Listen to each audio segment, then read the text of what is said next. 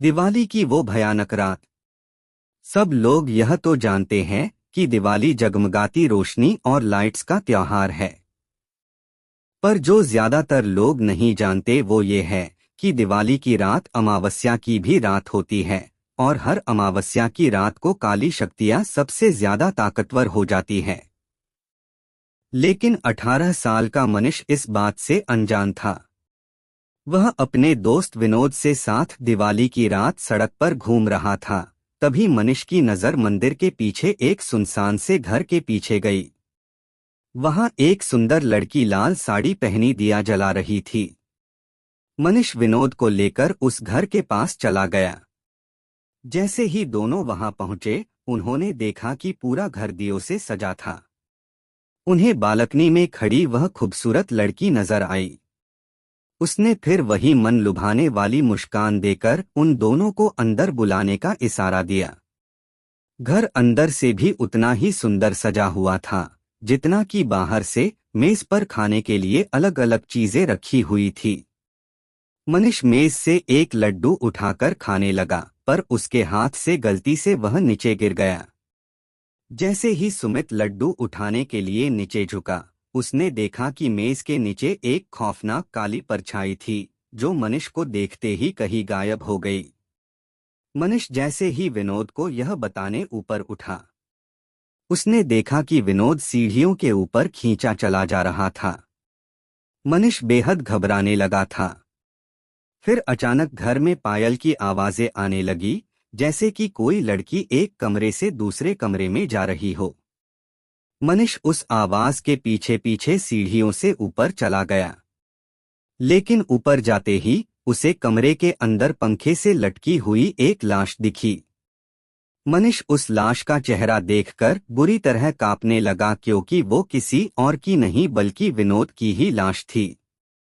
मनीष डरते डरते पीछे मुड़ा तो उसके ठीक सामने वही सुंदर लड़की खड़ी थी और उसे देखकर मुस्कुरा रही थी।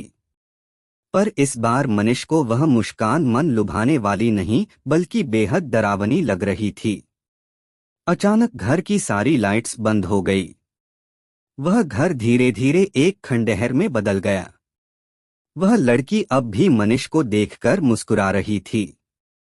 अचानक लाल साड़ी पहनी हुई उस लड़की के बाल सफेद और लंबे होने लगे और आंखें एकदम लाल पड़ गई और चेहरा एकदम डरावना हो गया था।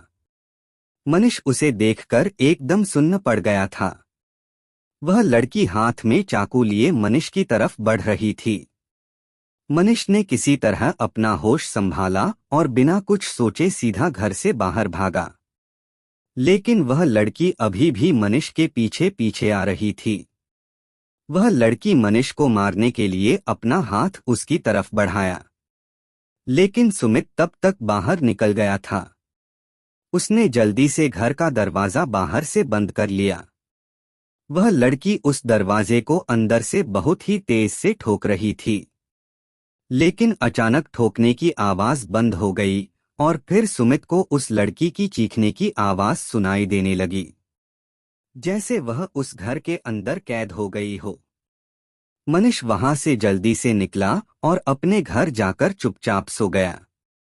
अगली सुबह जब मनीष उठा तो उसकी मां ने बताया कि उसका दोस्त विनोद कल रात से लापता है। तब मनीष ने पूरा किस्सा अपनी मां को बताया।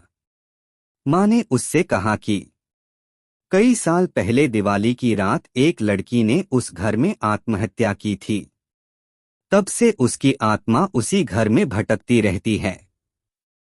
किसी को कभी पता नहीं चल पाया कि उसने आत्महत्या क्यों की थी और उस घर में कोई भी नहीं जाता।